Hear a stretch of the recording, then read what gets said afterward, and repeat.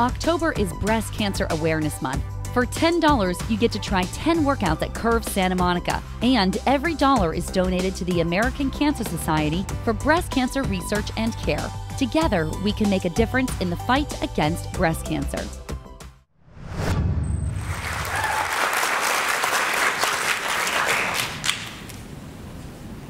Okay, what I'd like to do to start is just ask each of you to take a little time, 3 minutes, and tell us your life story. Who are you? How did you get started in life? What were the influences on you that caused you to want to run for Congress? And why do you think you're the best candidate for Congress? Which one would like to start? All 3 minutes? All 3 minutes? Well, you've got plenty of time for more stuff later. But let's start with your bio. Who are you? Want me to start? Sure. Well, first of all, thank you, Kvodera Feinstein, and our president, Donna Shapiro. Thank you all so much for having us. To you, Jeff, and to the co-sponsors, and of course, since we are in a synagogue, Chag Sameach for Sukkot, everyone. I have 3 kids, and I think every parent instinctively wants to hand over to the next generation a community, a country, a world that is a better place than the one we inherited. My worry is that if we don't make the right decisions today, and I mean today, I don't mean in 10 years or in 5 years, but if we don't make the right decisions now, we will be handing over to our children an America that is less prosperous, less safe, less secure, and less preeminent in the world than the one we inherited. And I couldn't sleep at night if we all let that happen. And so that really is the reason why I'm in this race. I'm in this race for our future together. And I say together because I think with all of the problems we have, and I'm sure we're going to talk about specific policy issues, but you know, we've got a sluggish economy and schools that don't nurture our kids to the extent they should, and we've got problems on our borders, and we've got problems with healthcare. All of the issues that we feel that affect us on a daily basis, we look toward our nation's capital in the hope of finding leadership and finding a way out and finding a better future. And what do we see in Washington, D.C.? Hopeless partisanship, bickering, blame, finger-pointing, total dysfunction, and inability to come together on any issue. My campaign isn't about labels. My campaign isn't about party. I'm about people and solutions. In every chance in my career that I had to step up and protect people and take care of them, I've done that. I'm a criminal gang prosecutor, so I protect Americans from some of the worst offenders and dangers in our community. And I spent a year in Iraq leading an anti-terrorism team, and so I protected Americans from some of the worst threats we face overseas. And so I'm in this race because I think now is the time to put aside the partisanship and the bickering in our nation's capital, reach across the aisle, compromise, bring people together for the sake of a better future for our kids. We need to have schools that work. We need to grow our economy so that we can hire people and encourage the prosperity that we all dream about.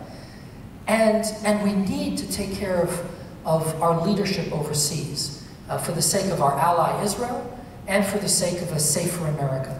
All of these things we can do if we work together, but the time is now to come together and make a difference for our future, and that's why I'm in this race. Perfect timing. My wife, Gail Colfer, is our official timekeeper today. Thank you, Gail. Ted Lieu. Thank you, Jeff, for moderating, and thank you, Rabbi Feinstein, for opening up this beautiful synagogue, and for all of you for being here.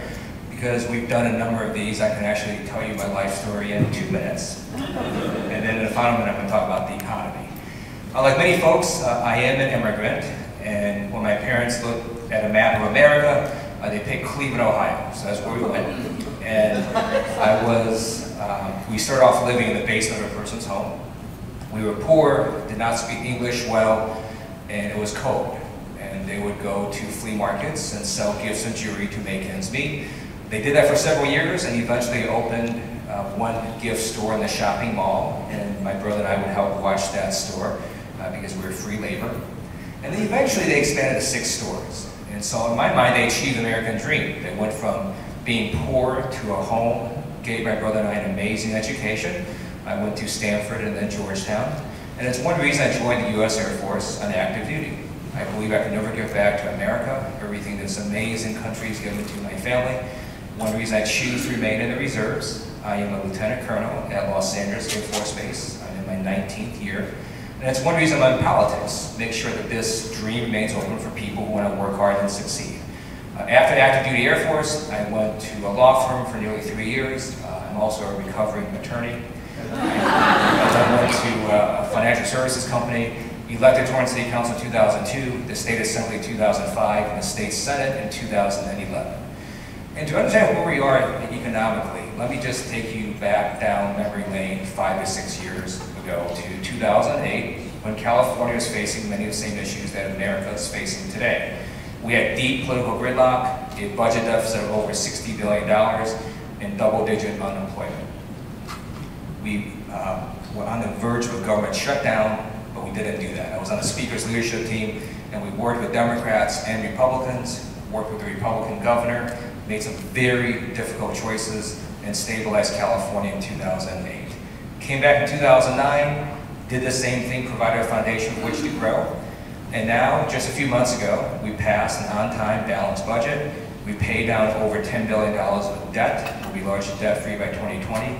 We have over $2 billion in reserves. We placed over $10 billion into K-12 education in terms of increases. We increased higher education funding. Now, we've recovered all our jobs since the recession. This past year, California created more jobs than any other state in the union. And it's clear to me that our best days are yet to come. And look forward to answering your questions about how we continue to grow our economy, both in this state and in America. Thank you.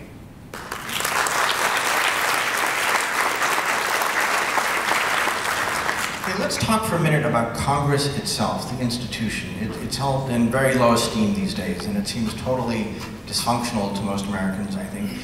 How did we get into this mess, and what do you think you can do personally to help us get out of it? Yeah, I think that's exactly right. It's held in low esteem, and for good reason. You know, we deserve better from our nation's leaders. We deserve to have our elected representatives focus on our difficulties in our communities and our families and work together to help solve those problems. And when we see that on every issue, you go down the list of issues, they can't seem to come together on anything, that's really, well, it's appalling. It's appalling. Now, in fairness to Congress, you know, America today is more polarized than we've been in a long time. And that is something all of us need to work together to change. Now, we can change Congress because I think there are going to be a number of freshmen elected this cycle who are going to ride this wave of real disaffection that people feel. And they're going to pound the table, and they're going to say business as usual is not enough. I hope to be one of those freshmen. I certainly would do that. But we need to do more than that. We need to bring people together. You know, there are oceans of common ground that we all agree on. And this mood in the country today of focusing on our differences and demonizing those with whom we disagree is dangerous for our future. You know, look, let's take one big debate that much is made of. I have yet to meet an environmentalist who doesn't want a good job and a good wage. And I have yet to meet a business leader who doesn't want to breathe clean air and drink clean water. And so we need to come together. My wife is a lifelong Democrat, and she's proud to be a lifelong Democrat. We agree on 95% of the issues. You know, in any relationship, there are always differences. But if we focus on the differences, the relationship ends. But if you focus on common ground, you find you can work through those differences. And so I think on a whole host of issues, from our sluggish economy to schools that really aren't worthy of our children in so many cases, to immigration and to healthcare and to our leadership overseas, we've got to start building bridges and coming together, because at the end of the day, we're all in this together as Americans. How much time do we have for answers? 2 minutes. Okay. So since I've been in legislature in 2005, I've worked across the aisle to fix problems. And to me, there are lots of issues that aren't partisan. If you're stuck in traffic, it doesn't matter if you're a Democrat or a Republican or a member of the Green Party, you're stuck in traffic. And there's really no such thing as a Democratic or Republican road or a Democratic-Republican airport. So there are a number of issues that I think you can reach across the aisle and work together on. And I've done that since I've been in the Assembly. A number of bills I've authored have been co-authored by Republicans. I've also co-authored Republicans' bills. In my mind, it doesn't matter who the author is or who the party is. If it's a good idea, I'm going to support it.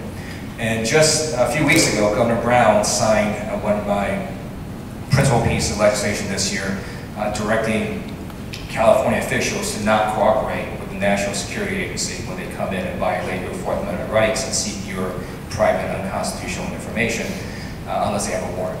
That bill was joint authored with a Republican senator from San Diego. It got bipartisan support, and those are sort of the same actions I would take in Congress, work across the aisle to try to fix problems and to help Californians and Americans. Okay, let's talk about domestic policy. What would be your 2 or 3 top priorities, and what do you intend to do during your first term in Congress? Well, my top priority is education. I think the most important job a government has is to keep people safe. And I have a track record of keeping people safe. I'm a gang prosecutor. But let me tell you what it's like to prosecute gangs. I prosecute kids. I prosecute 17, 18, 19, 20-year-old kids. And I put them away for more years than they've been alive on this earth. And every time that happens, it breaks my heart. It breaks my heart. And not because, let me be clear, not because they haven't earned the sentences. You know what, I believe in freedom of will. If someone hurts someone else, they need to be held accountable. That's my job, I hold people accountable. But every time I look at a young face, and I hear those sentences, 20, 40 years, life, I think, when are we going to fix this? When are we going to fix our broken communities? I get to know these kids. I know their backgrounds, I know their bios, I know their family lives, and I know their schools. And so education for me is not only a moral obligation, it's certainly, my goodness, it certainly is that. Education is a public safety issue. We need to have classrooms that are safe and disciplined and nurturing places. We need to have job training in the school.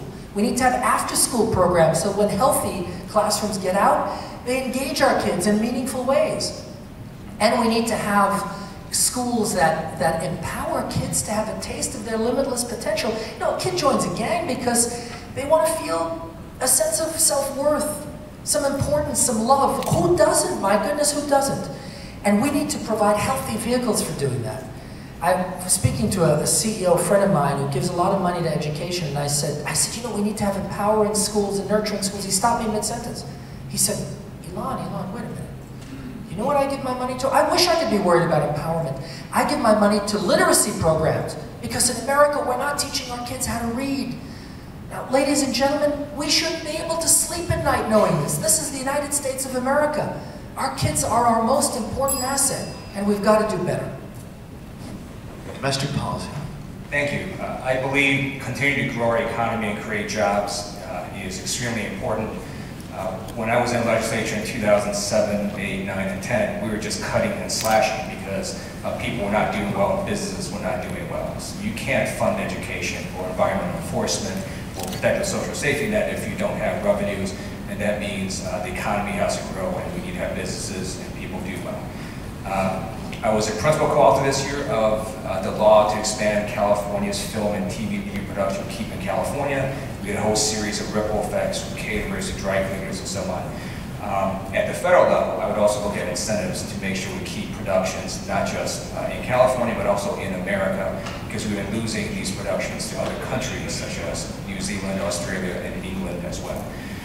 Second issue I work on is climate change. I do believe it is an existential threat to humanity. I want my 2 kids, 8 and 11, to live, and I want their kids to live. One of the first acts I would do is reintroduce the Waxman-Markey bill that essentially sets up a national cap-and-trade system. California has a state-level cap-and-trade system, but to get this done right, you need America to do what California has done, and then the rest of the world to do what California has done. And then third, I would work on stopping the assault on women's health care. I think the Hobby Lobby decision was insane and decided wrongly. I support federal funding of abortions, and I would make sure that people have access to health care, whether they're poor or they're rich. And so women's health care issues are very important to me. Honored to have had the 100% support of Planned Parenthood, as well as the endorsement of Agoura.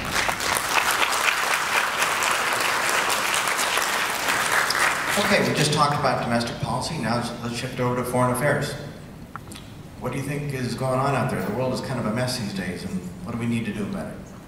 Well, the world is certainly a mess, and everywhere we look, we see American interests in decline. And this is something that pains me especially. We heard of Mosul falling to ISIS. Well, I led anti-terrorism missions in Mosul. And to now see where Iraq is deeply troubling. It's also deeply troubling to me to see how vulnerable and exposed Israel is today. My family, I'm the son of refugees who were rescued by the state of Israel. In fact, my parents are here. I'm very proud that my parents are here in the audience. And they were rescued by the state of Israel. I speak Hebrew. I've been to Israel many times. My cousin, including my mother and all my family, they all served in the IDF. And when I see the exposure to danger that Israel faces today, Iran spinning its centrifuges and approaching nuclear weapons, breakout capability, God forbid, it terrifies me. It terrifies me for Israel, it terrifies me for our safety here. I don't represent only someone who would be a reliable vote in Congress on these issues. Reliable votes, that's very important, because as we saw with the Iran sanctions bill, votes we thought were reliable proved less reliable than we had hoped. So reliable votes are important, but I don't just represent a reliable vote. I'm somebody who has the background and experience in Israel, with Israel. I worked for the Israeli government in 1996. I spent a year in Iraq. I speak Arabic as well. And so I understand both Israel and Israel's threats in a way that could make me a leader in Congress on issues that have to do with U.S. foreign policy and with the safety of the state of Israel. And I look forward to exercising that kind of influence and that kind of leadership in Congress at a time when so many of the champions of our foreign policy and of the U.S.-Israel relationship are no longer there. Jill Lieberman, Shelley Berkeley, Jane Harman, Eric Cantor, known as bipartisan. So many of them are gone, and we need more real champions of the cause for the sake of the future security of the state of Israel and the safety of our families here at home.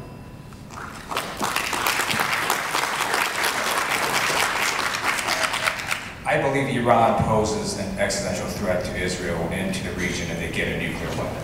And I think the U.S. needs to do whatever we can to stop them from doing so. And I think many people would measure leadership in terms of actions, so let me tell you what I've done. In 2007, I was a principal co-author of California's law to divest our pension funds from Iran's nuclear and energy sectors. In 2010, I was a co-author of a law that told companies if they invest in Iran's energy sectors, they cannot contract with the state of California. And I was a co-author of a third law that was heavily opposed by all the insurance companies, which basically told the insurance companies, if you invest in Iran's energy sectors, you cannot count that towards your capital market requirements. That's the kind of leadership I've shown, that's the kind of leadership that I will exhibit as a member of Congress. I also believe, having served in the U.S. Air Force for now 19 years, that we have an amazing military. We're really good at defeating other enemies' militaries, at blowing things up, taking over territory. But America is not so good at asking the next question, which is, what next? Or what do you do next? I'll give you a couple examples. In Libya, Gaddafi was an evil, bad person.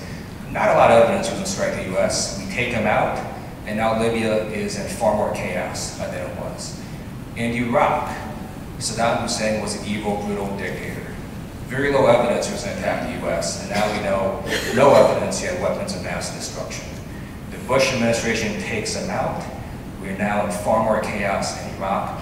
I actually support George Bush, the first president, who in his memoirs, if you read it, explains why he did not go into Baghdad to take out Saddam Hussein when he was 45 minutes away. He could have done it in one day, because he didn't know how to answer the what's next question. And I'm very skeptical of American military intervention. We cannot answer that question.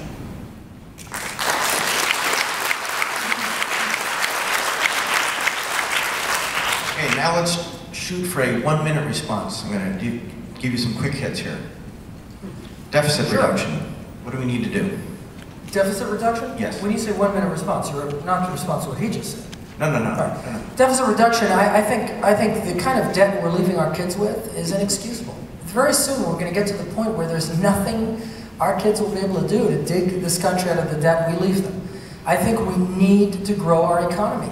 There's no substitute. You want to increase revenue? The only sure way to increase revenue is to have a growing economy. Now let's look at what's happening in the economy.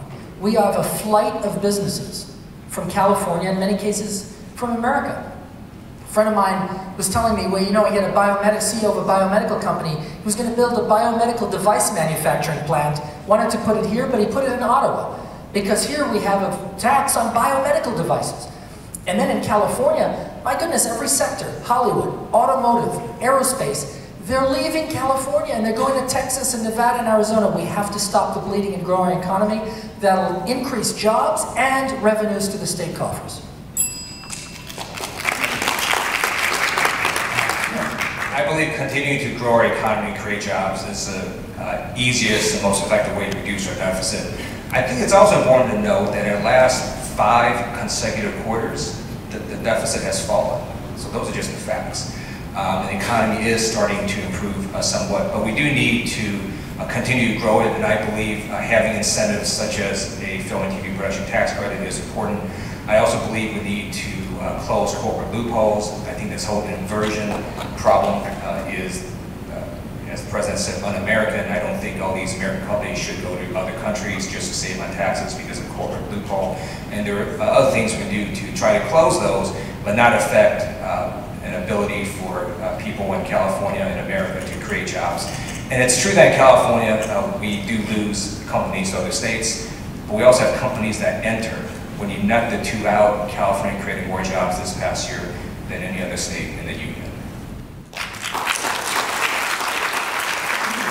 Okay, take a minute and talk about immigration reform.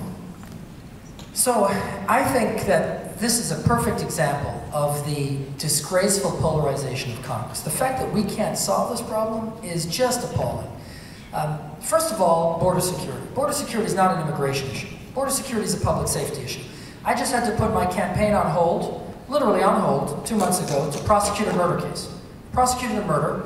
That defendant that I prosecuted had been deported, came back into this country, shot the victim twice in the face. A year ago, I prosecuted a kid for attacking and threatening to murder a cop. He had been deported 7 times. Let me tell you another story. A family came here illegally.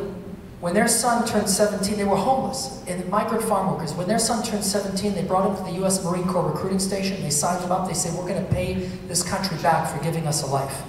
And that young Marine retired a year ago as a lieutenant colonel in the United States Army. He's my mentor in the Army. So I believe we need to have a humane, sensible approach, pathway to legalized status for all the many undocumented residents here who are hardworking, patriotic people. Immigration reform. I support comprehensive immigration reform. I support the U.S. Senate's package would pass the Senate and is now stuck in the House of Representatives. That package basically increases border security. We are a sovereign nation. I believe we have the absolute right to control our borders, and we need to do more in terms of border security and preventing folks from coming over who don't have documents. It also provides a pathway to citizenship for people who are already here. And the third prong of their package is it continues to have people in the United States who have special skills, such as in high-tech areas, that companies within America need to continue to prosper. The reason it's stuck is not because there's not enough votes. There are enough votes in Congress to pass this package right now on a bipartisan basis in the House of Representatives. The Speaker refuses to put that on the floor. As a member of Congress, I would keep whacking on the Speaker to make sure Speaker Boehner is not captured by a Tea Party and puts that bill on the floor for a vote. I've got to say to both of you, your timing is perfect. Great. What would you do about the Ebola threat? You know, here too, I think we have the perception that there's this general decay in the ability of our government to provide basic services to us. You look at the VA, which is in an inexcusable state of disrepair, the way the Ebola potential pandemic has been handled. You look at its state infrastructure as well. You know, in a time of drought in California, you see water mains bursting and dumping millions of gallons of water at a time of drought into our streets. There's this general decay. I think the government needs to begin providing services and taking care of people. That's what it's about. So what would I do about Ebola? Certainly, every hospital needs to be trained. In New York City, they're doing drills where patients come in symptomatic and they see the response of every hospital, the CDC needs to provide such training for every hospital across the country so that if somebody is symptomatic, there is an immediate response to it. And then we need to screen better at our entry points. This is a critical issue. But it goes beyond just Ebola. Again, in every area we need to improve the way we take care of people. I would have a three-pronged approach. First, I would make sure that we do screening not just at foreign airports, but also at U.S. airports. The Obama administration is starting to do that now at 5 airports in America, through which 90% of those who have traveled to West Africa will enter the U.S. And that screening basically has airport officials check people's temperatures when they depart the plane before they enter the U.S. Second, as I would also go ahead and make sure every hospital is aware of all the protocols they need to take if they have someone who enters a hospital that is suspected of having Ebola. And then third, I would continue to work with the coalition of nations and make sure we send personnel, infrastructure, and supplies to the 3 West African countries to make sure that Ebola is stopped there. Because if you don't stop it there, eventually it's just going to migrate over here. And so making sure that we can prevent infections there is still the most important thing that we can do.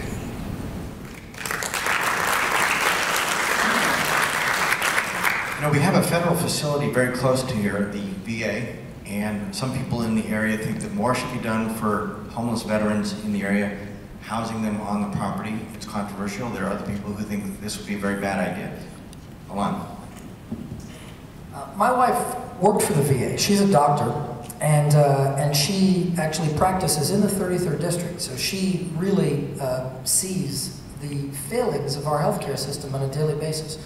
And I look forward to working with her to make our healthcare system better and working for all Americans. But she worked for the VA, and she reported to me that it's in a state of total disrepair.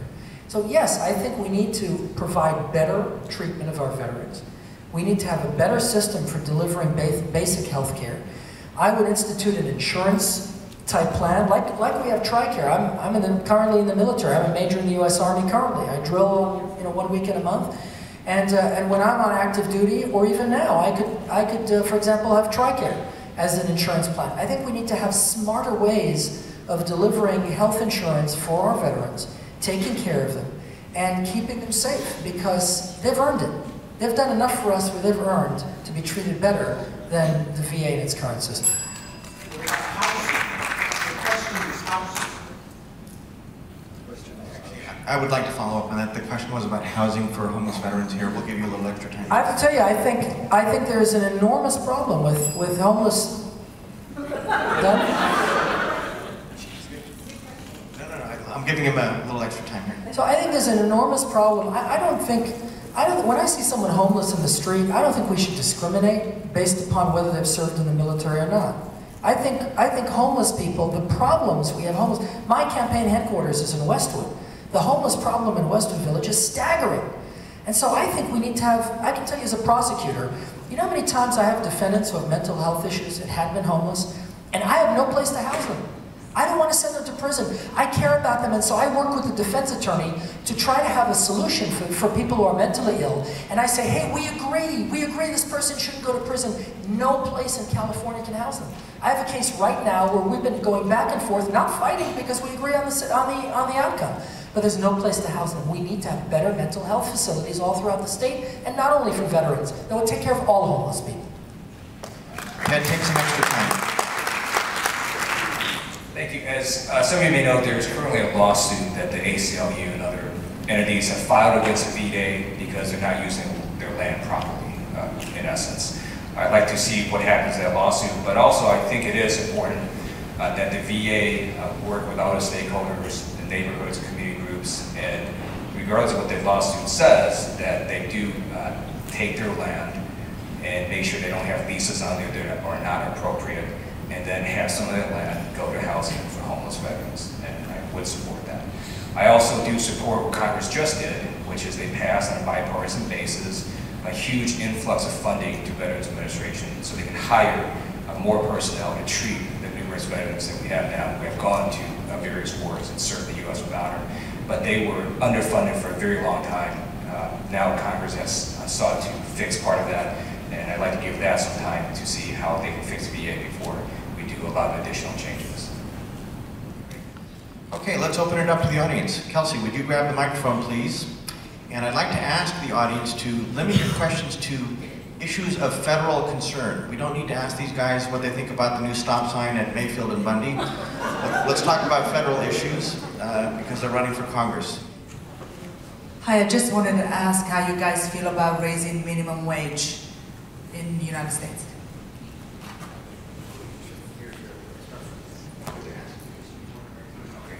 I support raising the minimum wage.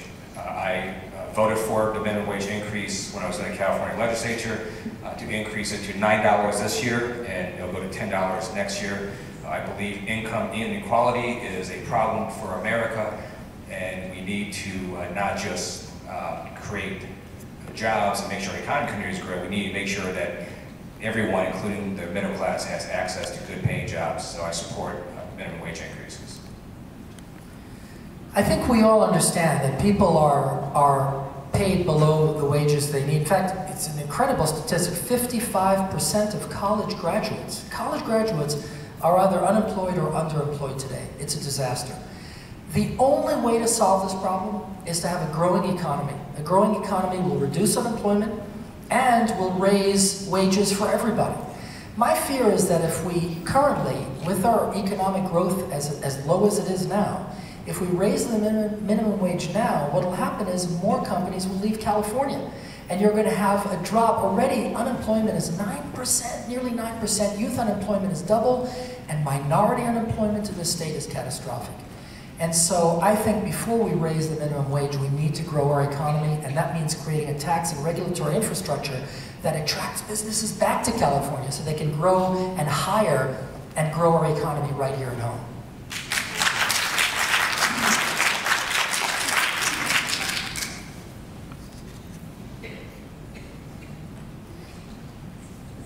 Good afternoon. Barack Obama could have gone to jail and would have had a criminal record for all the marijuana he was involved with when he was growing up.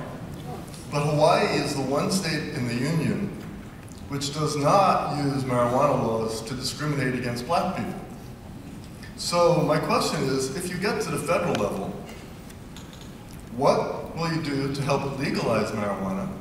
And if nothing, what will you do to help ensure equal enforcement? I think it's profoundly stupid that the federal government criminalizes marijuana.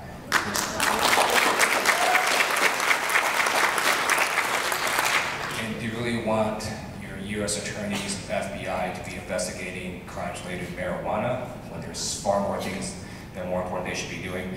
As a member of Congress, I would vote to decriminalize marijuana at the federal level. Well, again, I'm a law enforcement officer, and I believe that the most important job a government has is to keep people safe. Let me tell you, two cases that I'm personally familiar with. One is a marijuana dispensary, right, fully legal, that had what's called SL caregivers. SL, they all call themselves caregivers because that's an important part of the name under the Compassionate Use Act. SL stands for Shoreline Crips. The gang had it on the storefront, the gang name. Another case that I personally prosecuted, a legal marijuana facility. The proprietors were engaged in also dealing cocaine quietly, and two people came in, shot the place up. One of the victims is blind for life, the other is paralyzed for life. I personally prosecuted one of those people who came into that place. These marijuana facilities are sources of crime, and they're a blight on the neighborhood. I don't believe that, while I certainly believe there's room for compassionate use for people who are ill, I would absolutely not decriminalize marijuana.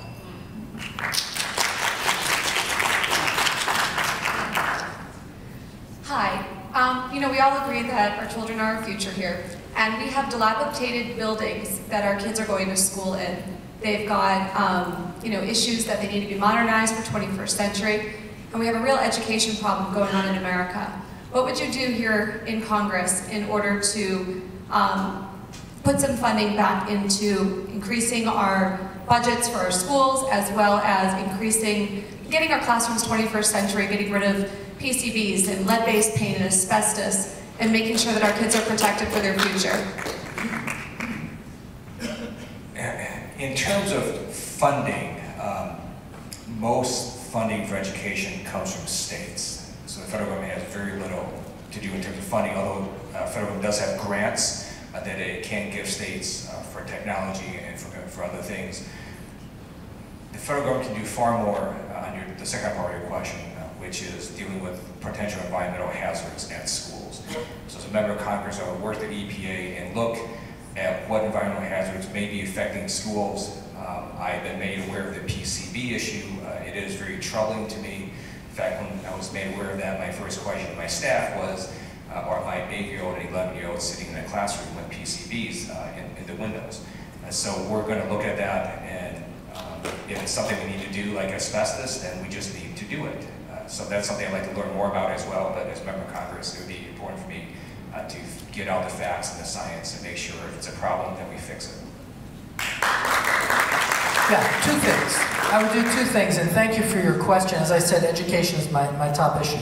First of all, the direct federal role. We appropriate a lot of money to education, and often those federal appropriations come with conditions. We all know about Common Core. Before Common Core, no child would die. And there are these conditions that come with federal appropriations.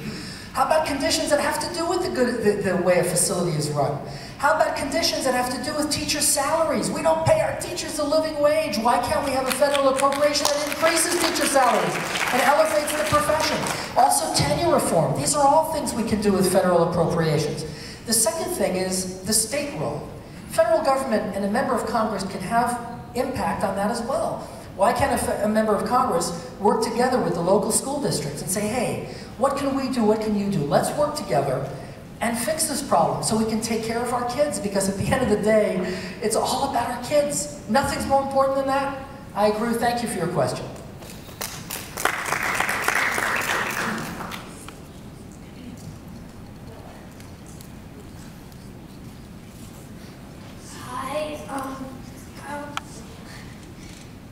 If you were chosen as a congressman, would you try to stop stalking insider trading?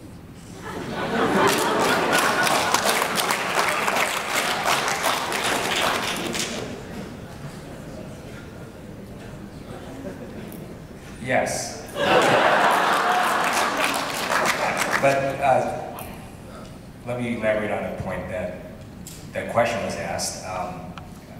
I work in the financial service industry, and it's very clear to me that insider trading is a crime, and ordinary Americans, if you engage in it, you'll be prosecuted, you'll go to prison. For whatever reason, members of Congress can make stock trades based on information that nobody else has, which if you were an ordinary person would be a crime, you go to prison. So first of all, as a member of Congress, I would never do that.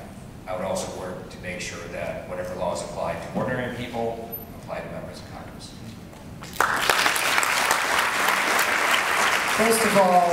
First of all, I want to compliment you not only for your question, but for being here. You know, we just talked about kids and how you guys are the future of our country. The fact that you're here on a Sunday when you could be doing other things and you're listening to us and you're asking questions and are involved, let me tell you, it gives all of us hope for the future of our country. So thank you very much. Thank you for being here. Well, I do think insider trading is a crime, but if you're asking the question because you have a hot stock tip and you want to make some money, well, then, you know, maybe we'll give you a pass. No, I'm just kidding, of course. It is a crime, but the key is, like with all white-collar crimes, I think it's very important that we enforce them equally.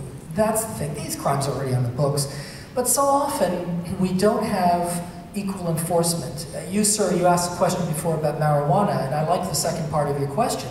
Well, if it's going to be illegal, well, how do you ensure equal enforcement? This is critical because it's not fair not to enforce things equally.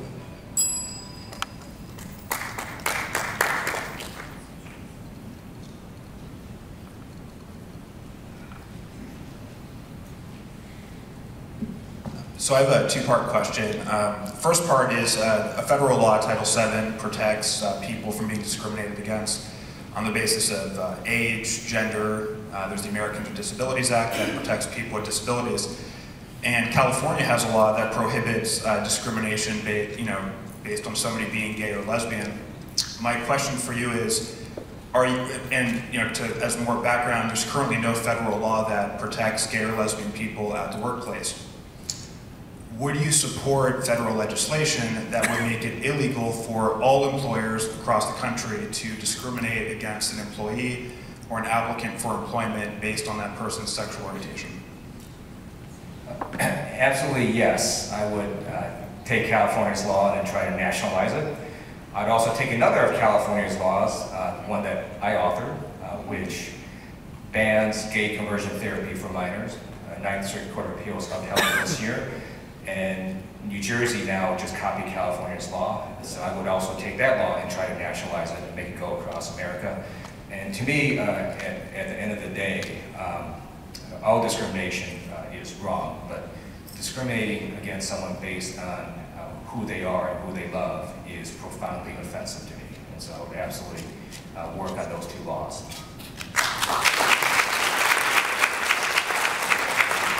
Yes, absolutely, and actually I have a track record of fighting workplace discrimination on this issue in a particularly controversial area, and that is in the military.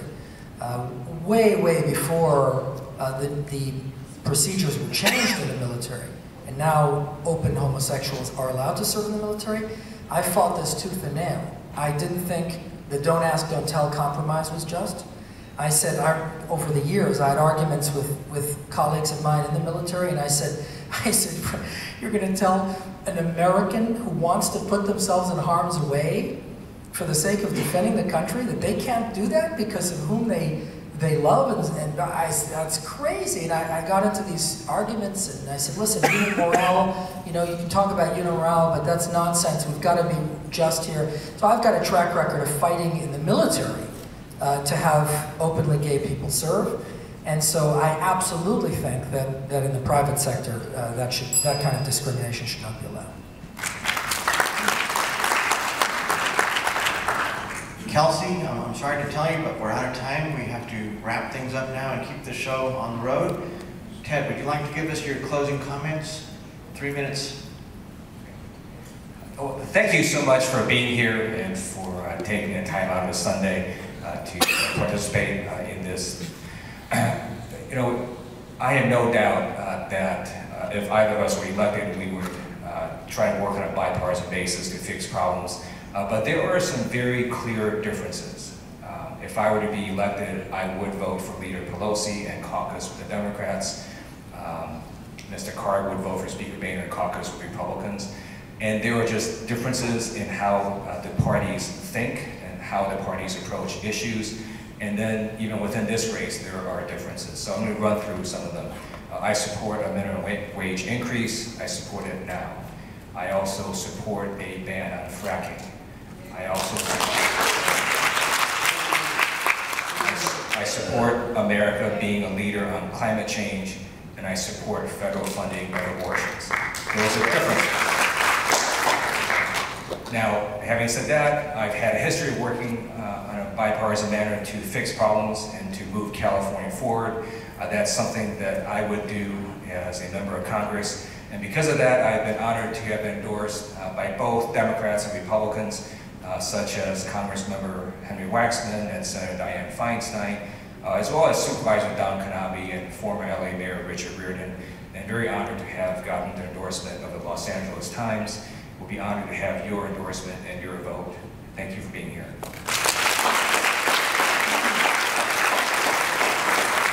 Thank you again, ladies and gentlemen, to all of you for being here, and thank you to our hosts and co-hosts for putting this on. There are differences between us, and I think you just heard one of those differences laid out. The first thing that Mr. Lieu said is, well, I'm a Democrat, I'm gonna caucus with the Democrats. You know what? My campaign isn't about party, and it isn't about labels. It's about people, and it's about the future. That's what we have to get. We have to get away from the hyper-partisanship that got us into this mess in the first place. And everyone seems to fall into the same trap, and it's the same business as usual that we can't seem to break free from. Let me give you an example. The New York Times interviewed me. They were baiting me on this, and they said, well, You're a Republican, right? And you're running in this West LA district. Well, are you running against the president? I said, the president is not a candidate in my race. They said, no, but you know what we mean. Are you running against President Obama? I said, let me tell you something. This is what I said to them, this is what I'll tell you.